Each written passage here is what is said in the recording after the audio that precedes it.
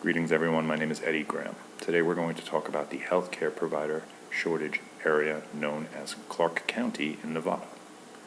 Nevada is roughly the same size as Arizona. It's the 7th largest state. However, in that 110,000 square miles, we see 85% of the inhabitants living in 15% of the landmass. 94.5% of those people are living in what is deemed a healthcare provider shortage area, or an HPSA. These individuals in the rural and frontier area live roughly 110 miles from their next level of care.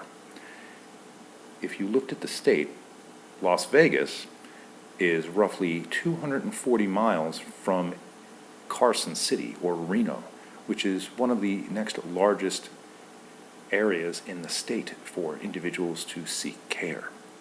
We currently rank 50th for mental health care access.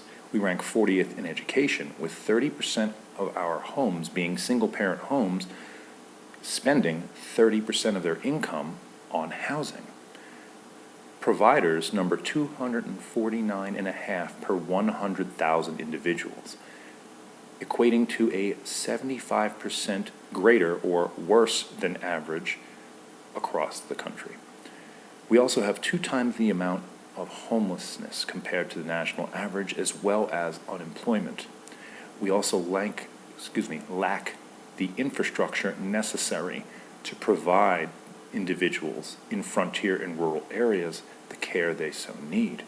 However, individuals in the urban area, and of course in northern Las Vegas as well, are also deemed as part of this provider shortage area. Basically, our suburbs are those that seem to be deemed as adequately staffed. We've seen an increase in emergency department visits across the board for alcohol, tobacco, suicidal ideation, and suicide attempts. Anxiety has been one of the major diagnoses driving people into these emergency departments since the 2019 pandemic began. Now, with our infrastructure, if we look to the rural and frontier areas, we see massive amounts of limited access. And with this, we're noticing that individuals in the LGBTQIA plus community are faring worse than their peers, as are those individuals who are of different cultures. So, with this, what we notice is we have to increase our care to decrease the preventable morbidity and mortality rates that we are seeing. Digital health literacy is something else we also have to improve. We have socioeconomic factors and environmental factors at work that we must overcome. We also have challenges with basic health care, being that the fact that cash pay has become a greater boon for many physicians within the state, with less Medicare and Medicaid healthcare provider access. We also have the higher number of years per life lost, or YPLL, in the state, located predominantly in rural and frontier areas, with a 34% increase in mental health distress since 2018. How can nurse leadership help?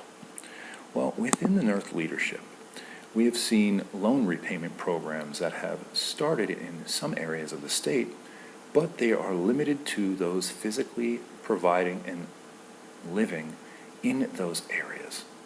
If we were to offer a rebate program that was cost savings, that allowed for providers outside of the physical area to have that type of rebate, we would see a greater allure to the field, or at least we would be able to attract that talent.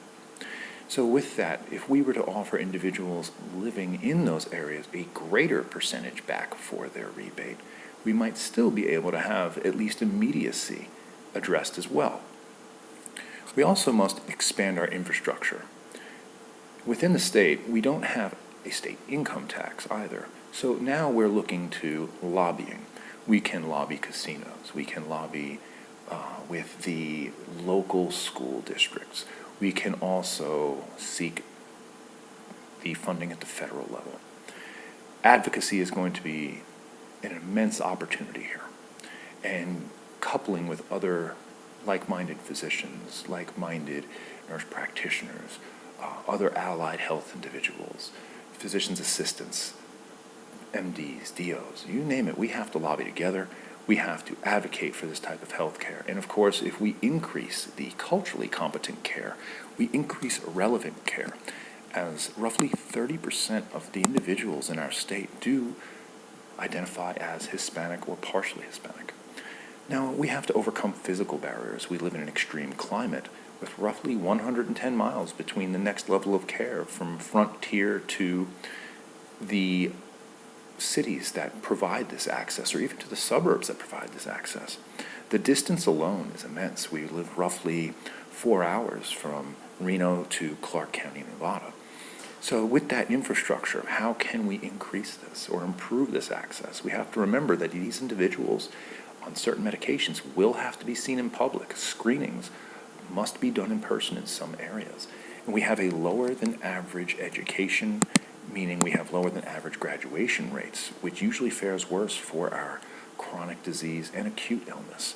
We also have to recognize we have the difficulty of increased population booms recently, with our inhabitants 65 years or greater increasing by nearly 50%.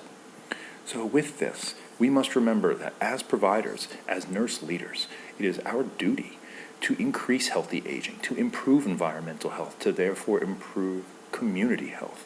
And when we do this, when we advocate for policy directed at safety, inclusion, increasing those social determinants of health, and improving our innovative solutions to grant better health outcomes, we will see an improvement in not only practice, but also compliance. Thank you.